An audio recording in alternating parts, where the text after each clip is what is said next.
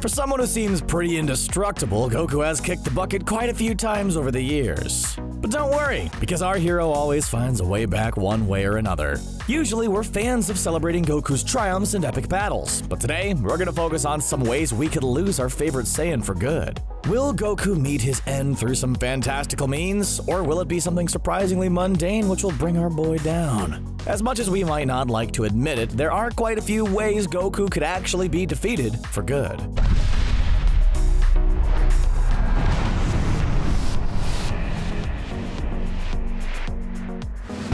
Sacrifice.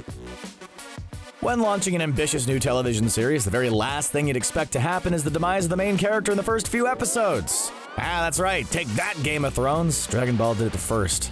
DBZ hit the ground running with the reveal of Goku's alien lineage and his sinister elder brother Raditz. This new alien threat represented an unprecedented leap in raw power that had not yet been seen in Dragon Ball. Raditz was so powerful, in fact, that Goku and Piccolo were forced to join forces, and even then, they barely stood a chance. Backed against a wall, Goku decided to make the ultimate sacrifice in order to guarantee Raditz's defeat. But this wouldn't be the only time Goku would willingly give his life for the safety of others. Later on, during the Cell Saga, Goku would again sacrifice his life using instant transmission to teleport an exploding cell away from the Earth. Of all the ways Goku could legitimately lose his life in Dragon Ball, a heroic act of self-sacrifice would be the most logical option, considering the fact that he's already done so twice.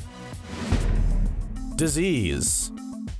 This is another example of an end that Goku technically experienced in the story of Dragon Ball. Well, a version of Goku at least. When future Trunks traveled back in time to lay waste to Frieza and his father King Cold, he brought with him a dire warning of events to come. He warned of the arrival of two diabolical androids that would lay waste to even the greatest fighters of Earth. At this point, the idea of a new powerful threat coming in and wiping out most of the Z fighters had become somewhat of a routine. Sure, they'd seem threatening, but Goku would arrive in the nick of time to send them packing. Except for this time, no such luck. That is because in Trunks' timeline, Goku had succumbed to a rare degenerative heart virus with no available cure. And since his end had come from natural causes, even Shenron couldn't bring him back. Luckily, Trunks gave Goku a vaccine from the future that would mitigate the virus's effects. However, even with the vaccine, the virus decimated Goku's health, almost claiming his life.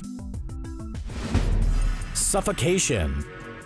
At the peak of the now legendary Frieza saga, Goku had finally been pushed past his mental, physical, and emotional limits by the evil space tyrant. But instead of succumbing to Frieza's might, Goku broke beyond his limits and unleashed the power of the legendary Super Saiyan. Empowered by his newfound strength, Goku wasn't only able to challenge Frieza, but he even toyed with the tyrant, emphasizing just how massive their gap in power had become. Not one to accept defeat, or anything else for that matter, with dignity, Frieza made the fateful choice to destroy planet Namek, understanding that his species, unlike Saiyans, could survive comfortably in the vacuum of space. Despite Frieza's greatest efforts, Goku ultimately emerged victoriously, but seemingly could not escape the eventual destruction of Namek.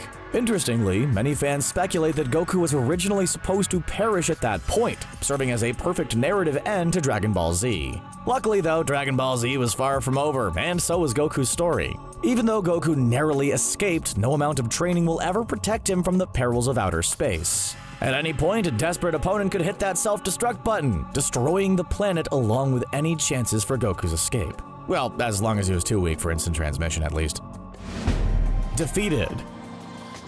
Goku has faced his fair share of seemingly insurmountable threats over the years, and has almost always managed to emerge victoriously. However, one episode of Dragon Ball Super opened with the huge revelation that Goku had in fact been defeated by a mystery assassin. It is later revealed that the culprit behind Goku's mysterious demise was in fact Hit, the professional assassin from Universe 6. As it turns out, Goku had intentionally put a hit out on himself, which Hit then accepted. Despite Goku's heightened awareness and caution in the following days, Hit eventually got the jump on him, facing off in a desolate location.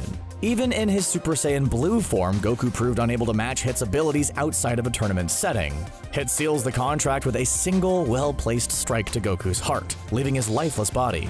Luckily though, Goku had planned for this and launched a ki blast into space, which later resuscitated him. Weaponry. Even from the very first episode of Dragon Ball, Goku has proven himself quite resilient against traditional firearms and weapons that would be quite dangerous to us ordinary folks. With such a strong track record of brushing off a wide variety of heavy armaments, fans could be forgiven for thinking that Goku is completely invulnerable to those kinds of attacks. However, a surprising turn of events in Dragon Ball Z Resurrection F proved the exact opposite, stunning fans and Z fighters alike. In that storyline, Frieza made his terrifying return, vowing revenge upon the Saiyan that dared to challenge him all those years ago. Even though Frieza proudly unveiled his newly acquired golden form, his show of power was quickly stopped when Goku broke out his own new transformation, Super Saiyan Blue. Frieza proved to be no match against Goku's new godly transformation. However, Sorbet, one of Frieza's underlings, fired off a surprise attack from his arm laser, completely immobilizing Goku. This attack proved that without the proper awareness to concentrate their ki, even the most powerful fighters can be bested by a lowly henchman. Under different circumstances, it could actually be kind of an empowering message, but when it's Goku at the end of that attack, it's downright shady. Planet Eater Moro. Everyone knows that the Dragon Ball Super anime, which contrary to the norm had always been ahead of the manga, came to an end shortly following the end of the Tournament of Power. However, in the following months, the manga has continued telling the tale, and the primary villain of this latest storyline is downright terrifying. This new threat, the Planet Eater Moro, actually first came onto the scene millions of years before the primary events of Dragon Ball, unleashing havoc upon the ancient universe. He was stopped and stripped of his magic powers by the Grand Supreme Kai of the universe, and imprisoned for the next 10 million years. Goku and Vegeta are dragged into a plot to recapture Moro after his escape from Galactic Prison, excited at the chance to fight a new opponent. However, the two Saiyans quickly learned just how dangerous Moro is when they experienced his life-draining abilities firsthand on New Namek. Unless Goku finds some way to overcome this power, Planet Eater Moro might just represent one of the greatest legitimate threats of the Saiyan hero's life. Chi-Chi.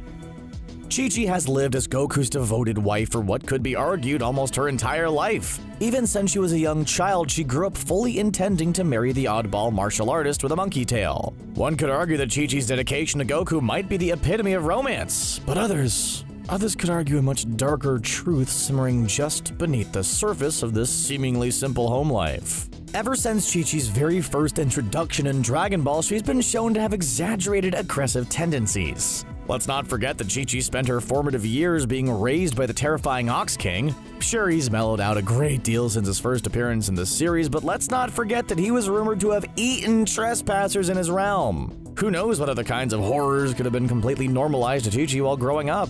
If we were Goku, we'd honestly be a little more careful the next time Chi-Chi serves up one of those classic feasts. Who knows what she might be adding to the recipe. Shenron. Admittedly, this one is kind of weird, but it was portrayed in the surprisingly touching finale of Dragon Ball GT. Yes, GT is no longer considered canon, but Dragon Ball has been known to borrow elements from non-canon materials over the years, Dragon Ball Super Broly being a great example of this. The final arc of Dragon Ball GT followed Goku and Pan traversing the Earth in search of the evil Shadow Dragons, the result of pent-up negative energies caused by overuse of the Dragon Balls. The arc culminates with a showdown between Goku and the strongest of the Shadow Dragons, Omega Shenron. After emerging victorious over Omega Shenron and restoring the original dragon, Goku climbs upon Shenron's back saying, "Huh? Is it that time already?" He makes a few pit stops but eventually absorbs the Dragon Balls into his own body and then fades away on Shenron's back. The real question here is if this was Goku actually losing his life or if it was some kind of spiritual transcendence deal. Either way, for many years it stood as an incredibly emotional, poignant end to Goku's journey. Old age. Alright, this one's kind of a given, but no matter the amount of training or Super Saiyan transformations, even the mighty Goku can't outrun the slow march of time. Sure, they found a way to stretch things out in GT by turning him back into a child, but like we said earlier, that's no longer canon. By the time of the Universal Survival Saga, Goku is approximately 44 years old. That number, however, is kind of flexible, considering the amount of time Goku spent either not living or inside the hyperbolic time chamber.